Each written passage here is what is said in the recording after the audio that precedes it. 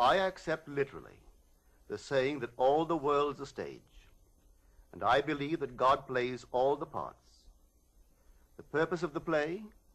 To transform man, the created, into God, the creator. God loved man, his created, and became man in faith that this act of self-commission would transform man, the created, into God, the creator. The play begins with the crucifixion of God on man as man, and ends with the resurrection of man as God. God becomes as we are, that we may be as he is. God becomes man, that man may become first a living being, and secondly, a life-giving spirit. I live, yet not I, but God lives in me, and the life I now live in the flesh, I live by the faith of God, who loved me and gave himself for me. God took upon himself the form of man, and became obedient unto death, even death on the cross of man, and is crucified on Golgotha, the skull of man. God himself enters death's door, the human skull, and lays down in the grave of man to make man a living being. God's mercy turned death into sleep. Then began the prodigious and unthinkable metamorphosis of man, the transformation of man into God. No man, unaided by the crucifixion of God, could cross the threshold that admits to conscious life.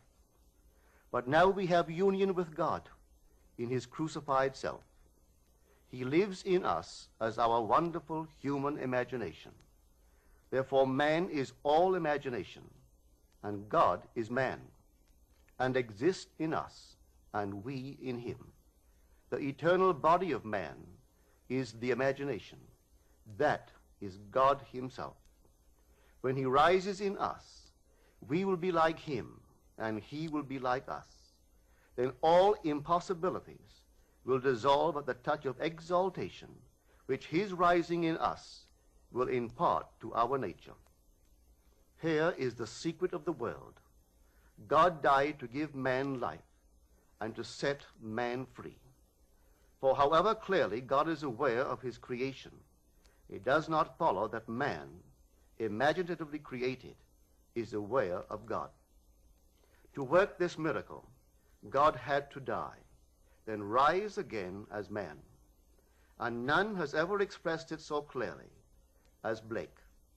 Blake says, or rather has Jesus say, "Unless I die, thou canst not live. But if I die, I shall arise again, and thou with me.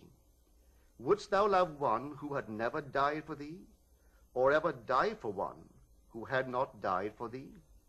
And if God dieth not for man, and giveth not himself eternally for man, man could not exist." So God dies. That is to say, God has freely given himself for man.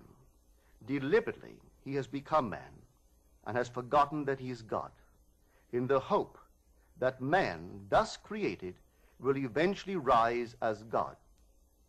God has so completely offered his own self for man that he cries out on the cross of man, my God, why hast thou forsaken me?" He has completely forgotten that he is God. But after God rises in one man, that man will say to his brothers, "Why stand we here trembling around, calling on God for help, and not ourselves, in whom God dwells?" This first man that has been raised from the dead is known as Jesus, the first fruits of those who have fallen asleep. For man, God died. Now by a man has come also the resurrection of the dead. Jesus resurrects his dead father by becoming him. In Adam, the universal man, God sleeps. In Jesus, the individualized God, God wakes. In waking, man, the created, has become God, the creator, and can truly say, "Before the world was, I am." Just as God, in his love for man, so completely identified himself with man that he forgot that he was God, so man, in his love for God, must so completely surrender himself to God that he lives the life of God and no longer that of man. God's play, which transforms man into God, is revealed to us in the Bible. It is completely consistent in imagery and symbolism. The New Testament is hid in the Old Testament, and the Old is manifested in the New. The Bible is a vision. It is not a doctrine or a ritual. The Old Testament tells us of God's promises. The New Testament tells us not how these promises were fulfilled, but how they are fulfilled. The central theme of the Bible is the direct, individual, mystical experience of the birth of the child. That child of whom the prophet spoke. To us a child is born, to us a son is given, and the government will be upon his shoulder, and his name will be called Wonderful Counselor, Mighty God, Everlasting Father, Prince of Peace. Of the increase of his government and of peace there will be no end.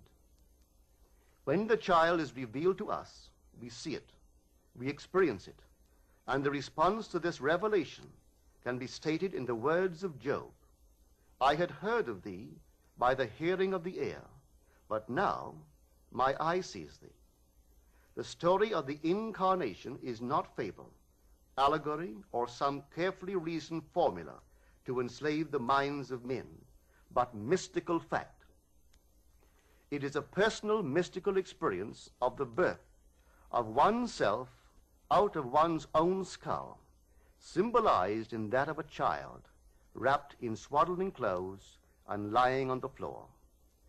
There is a distinction between hearing of this birth of a child from one's own skull, a birth which no scientist or historian could ever possibly explain, and actually experiencing the birth, holding in your own hands and seeing with your own eyes this miraculous child, a child born from above, out of your own skull, a birth contrary to all the laws of nature. The event, as it is recorded in the Gospels, actually takes place in man. But of that day or that hour when the time will come for the individual to be delivered, no one knows but the Father.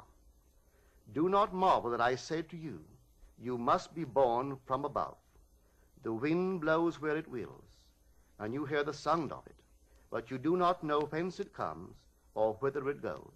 So it is with everyone who is born of the Spirit. This revelation in the Gospel of John is true. Here is my experience of this birth from above.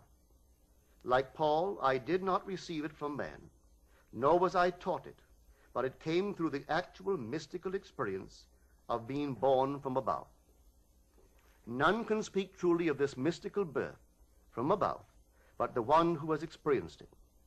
I had no idea that this birth from above was literally true. For who, before the experience, could believe that the child, the Wonderful Counselor, the Mighty God, the Everlasting Father, the Prince of Peace, was inwoven in his own skull? Who, before the experience, would understand that his Maker is his husband, and the Lord of hosts is his name? Who would believe that the Creator went in unto his own creation, man, and knew it to be himself, and that this entrance into the skull of man, this union of God and man, resulted in the birth of a son out of the skull of man, which birth gave to that man eternal life and union with his Creator forever? If I now tell what I experienced that night, I do so not to impose my ideas on others, but that I may give hope to those who, like Nicodemus, wonder how can a man be born when he is old? How can he enter a second time into his mother's womb and be born? How can this be? Well, this is how it happened to me. A heavenly dream in which the arts flourished was suddenly interrupted by the most intense vibration, centered at the base of my skull. Then a drama as real as those I experience when I am fully awake began to unfold. I felt myself within my skull, trying to force my way out through its base.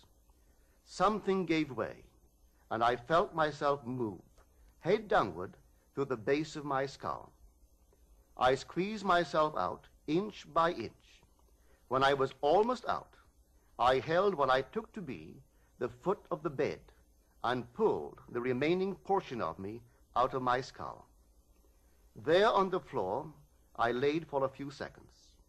Then I rose and looked at my body on the bed.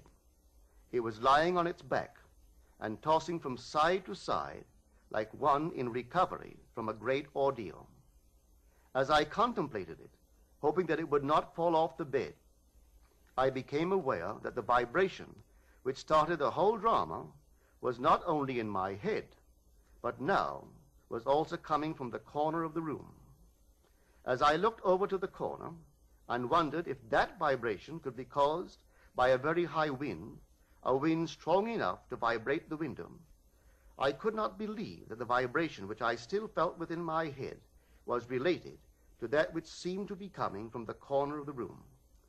Looking back to the bed, I discovered that my body was gone, but in its place sat my three oldest brothers. My oldest brother sat where the head was. My second and third brothers sat where the feet were. None seemed to be aware of me, although I was aware of them and could discern their thoughts. I suddenly became aware of the reality of my own invisibility. I noticed that they too were disturbed by the vibration coming from the corner of the room. My third brother was the most disturbed and went over to investigate the cause of the disturbance. His attention was attracted by something on the floor, and looking down, he announced, "It is Neville's baby." My other two brothers, in most incredulous voices, asked, "How can Neville have a baby?" My brother lifted the infant wrapped in swaddling clothes and laid him on the bed. I then, with my invisible hands, lifted the babe and asked him, "How is my sweetheart?" He looked into my eyes and smiled, and I awoke in this world to ponder this greatest of my many mystical experiences. One other vision I will tell, because it bears out the truth of my assertion that the Bible is mystical fact, that everything written about the promised child is in the law of Moses and the prophets and the Psalms, and it must be mystically experienced in the imagination of the individual. The child's birth is a sign and a portent, signaling the resurrection of the patriarchs in the imagination of him in whom the child is born. 6 months after the birth of the child, a vibration similar to the one which preceded his birth started in my head. This time, its intensity was centered at the top of my head. Then came a sudden explosion, and I found myself in a modestly furnished room. There, leaning against the side of an open door, was my son David of biblical fame. He was a lad about 12 years old. What struck me forcibly about him was the unusual beauty of his face and figure. He was, as he is described in the first book of Samuel, ruddy, with beautiful eyes, and very handsome. Not for one moment did I feel myself to be anyone other than Neville. Yet I knew that this lad David was my son, and he knew that I was his father. As I sat there contemplating the beauty of my son, the vision faded, and I awoke. What conclusion can be reached from these mystical experiences? The chamber of man's imagery.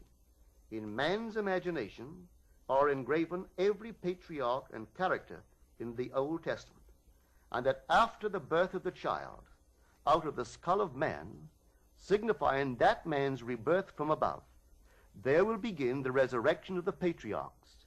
Each in his turn will be revealed as the son of the man who resurrects him. When all are resurrected from the dead, that man in whom they are resurrected will know himself to be of the Elohim, the God who became man, that man may become God.